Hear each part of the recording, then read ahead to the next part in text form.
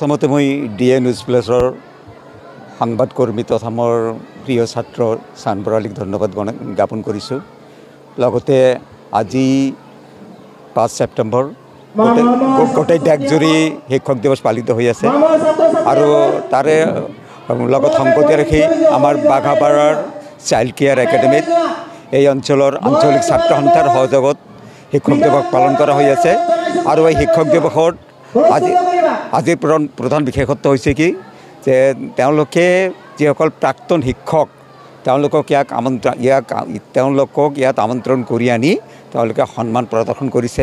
প্ৰাক্তন শিক্ষকসকলক ফুলাম গামোচাৰে সম্বৰ্ধনা জনোৱা হৈছে আৰু তেওঁলোকক মানপত্ৰও দিয়া হৈছে। গতিকে তেওঁলোকৰ এই কাৰ্যত আমি আপ্লুত হৈছোঁ, কাৰণ আমি বৰ্তমান অৱসৰপ্ৰাপ্ত শিক্ষক। আমি সমাজক আমাৰ গোটেই জীৱন আমি সমাজৰ কাৰণে আমি নিজকে নিয়োজিত কৰিছিলোঁ, শিক্ষাদানৰ কাৰণে আমি নিজকে বিলাইছোঁ।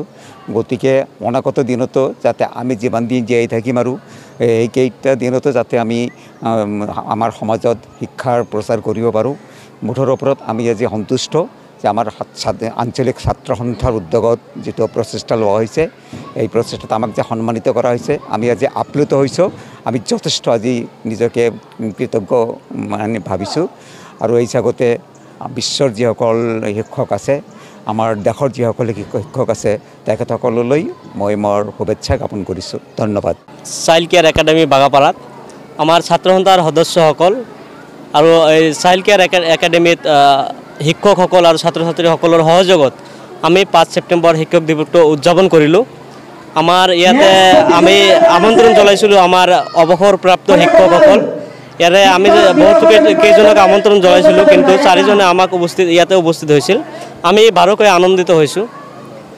আজি আমি শিক্ষক দিৱসটো উদযাপন কৰিছোঁ, কাৰণ আজিকালি আমাৰ সমাজত শিক্ষকসকলৰ প্ৰতি থকা যে শ্ৰদ্ধা আচাৰ ব্যৱহাৰ আজিকালি নতুন প্ৰজন্মই লাহে লাহে পাহৰি গৈ আছে।